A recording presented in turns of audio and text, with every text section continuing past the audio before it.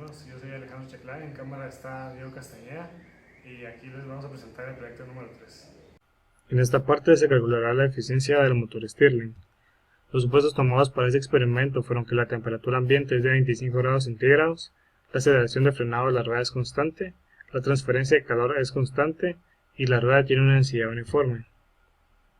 Para calcular la eficiencia se utilizó la fórmula E igual a P partido H, donde P es la potencia mecánica y H es la tasa de calor absorbida.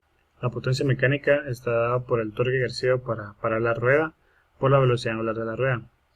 Para calcular el torque se utilizó la segunda ley de Newton, lo cual da el momento de inercia por la aceleración angular de frenado. Para calcular el momento de inercia de la rueda se utilizó el momento de inercia de un anillo y se le sumaron el momento de inercia de tres varillas que tienen el eje de rotación en su centro. Para calcular la velocidad angular de la rueda se tomó un video de esta girando y se observó cuántos frames se tardaban en dar un ciclo. Sabiendo que se grabó a 30 frames por segundo, se dividió el número de frames dentro de 30 para obtener el periodo. Una vez saliendo el periodo se utilizó la fórmula de 2pi partido t para obtener la velocidad angular. Para la aceleración angular se dividió la velocidad angular dentro del tiempo que se tardó la rueda en parar. Sabiendo estos datos se calculó la potencia, que dio un resultado de 9.72 por 10 a la menos 3 joules por segundo. Para calcular la tasa de calor absorbido, primero se calculó el calor total absorbido, lo cual es igual al calor absorbido por el vidrio más el calor absorbido por el etanol. Una vez sabiendo estas cifras se dividió dentro del tiempo que se tardó en calentarse, lo cual dio un total de 4.7 joules por segundo. Una vez sabiendo la tasa de calor y la potencia mecánica se dio la potencia dentro de la tasa de calor, lo cual dio una eficiencia de 2.065 por 10 a la menos 3, lo cual se traduce a 0.206% de eficiencia. Para el segundo experimento tenemos el que se llama The Amazing Mass Lifter. ¿Y cómo funciona esto? Primero los supuestos. La presión se mantuvo constante desde el punto BC y DA, ya que estos procesos fueron isobáricos. Cualquier mínima variación calculada se toma como despreciable, ya que lo que se quiere es tener un mejor resultado.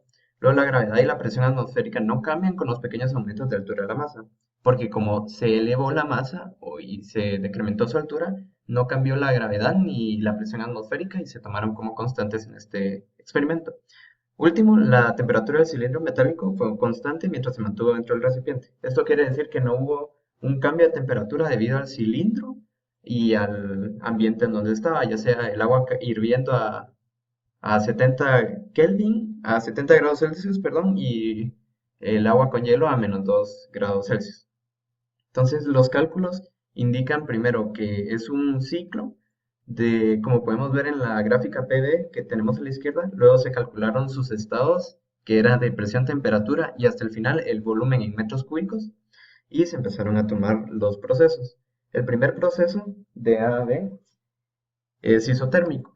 Por eso el calor es igual al trabajo hecho. Se calculó primero el número de moles, despejando de la ecuación del gas ideal, como se puede ver aquí, y luego se calculó el trabajo con ese mismo valor. El trabajo fue calculado como la expresión que se deriva de presión es igual al diferencial de volumen.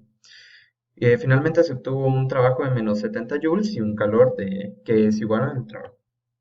Luego se calculó de B a C el proceso, que es un proceso isobárico, por ende solo se calculó la presión por el diferencial de volumen, se calculó el trabajo y el calor se calculó como el número de moles por el calor específico a presión constante y la diferencial de temperatura. C y D son los mismos que A y B, ya que C y D del proceso CD es un isotérmico, entonces se calculó de la misma manera que A y B, y D y A es un proceso isobárico, entonces se calculó de la misma manera que B y C.